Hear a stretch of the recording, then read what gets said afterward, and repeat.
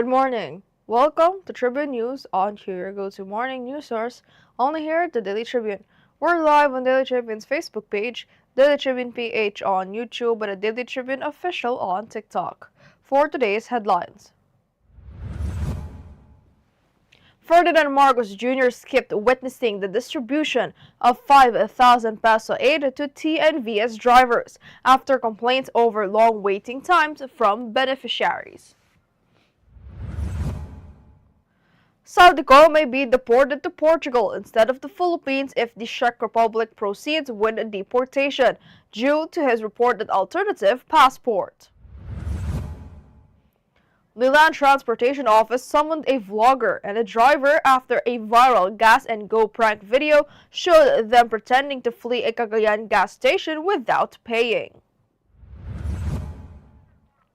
Peter Magyar said Hungary would enforce ICC warrants against anyone, even as he invited Benjamin Netanyahu, who is wanted under such a warrant, to Budapest.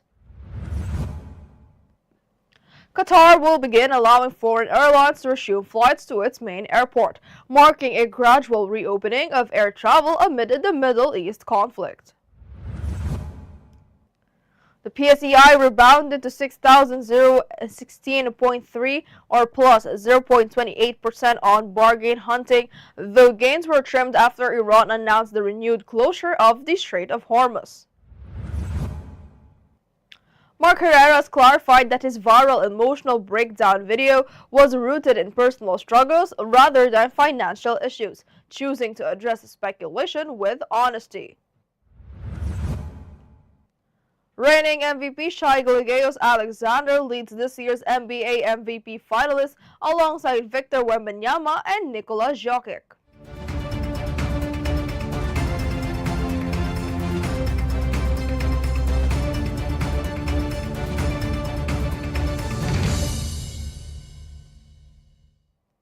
Today is the 21st of April, 2026, Tuesday, and I'm Eliana Lacap bringing you today's top stories. Let's kick things off with today's weather. Today, the easterlies will bring cloudy skies with rain across southern Luzon, Visayas, and Mindanao. Metro Manila, Calabarzon, Mimaropa, and the Bicol region will experience partly cloudy to cloudy skies with isolated rain showers or thunderstorms due to the easterlies. The rest of Luzon will also have isolated rain showers from localized thunderstorms.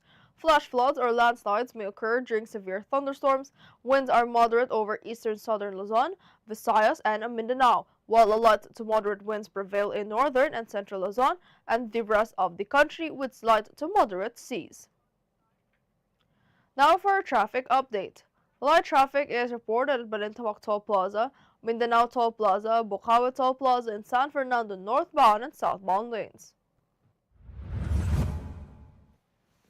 All other areas of NLEX, SOTEX, and NLEX connector, including toll plazas and interchanges, are also experiencing light traffic.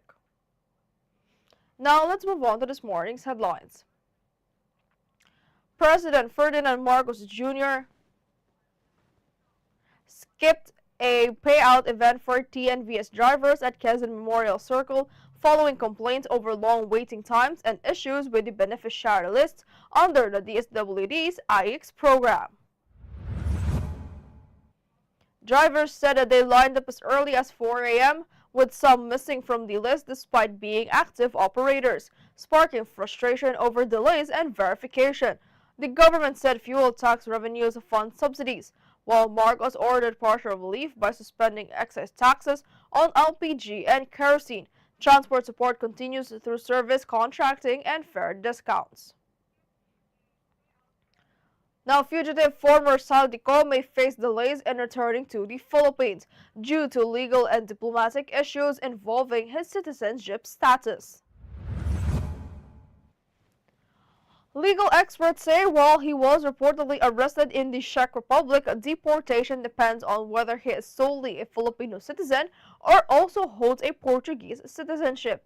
If a Filipino only, he may be sent directly to the Philippines. If he is a Portuguese national, he could instead be deported to Portugal, which rarely extradites its citizens outside the EU. Experts stress that citizenship, not passports, will determine his destination, making diplomatic coordination crucial before any return. The Land Transportation Office has summoned a vlogger and their driver after a viral gas and go prank in Cagayan showed them pretending to leave a gas station without paying, prompting a fuel attendant to chase the vehicle. LTO Chief Assistant Secretary Marcos Lacanlao condemned the act as not funny, stressing accountability amid high fuel prices. The agency issued a show-cause order, required written explanations, and imposed a 90-day preventive suspension on the driver's license. The Toyota Land Cruiser involved was placed under alarm status pending investigation.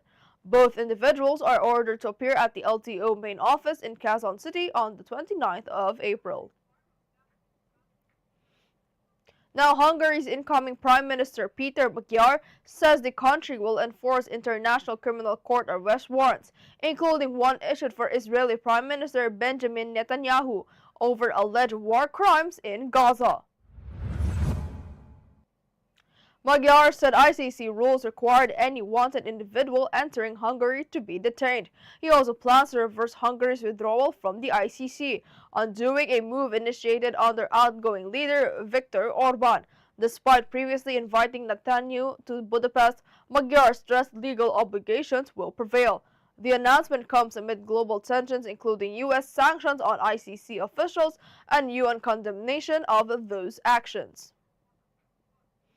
The Qatar's Aviation Authority has announced the gradual resumption of international flights to Hamad International Airport, allowing foreign carriers to land again after restrictions during the Middle East tensions.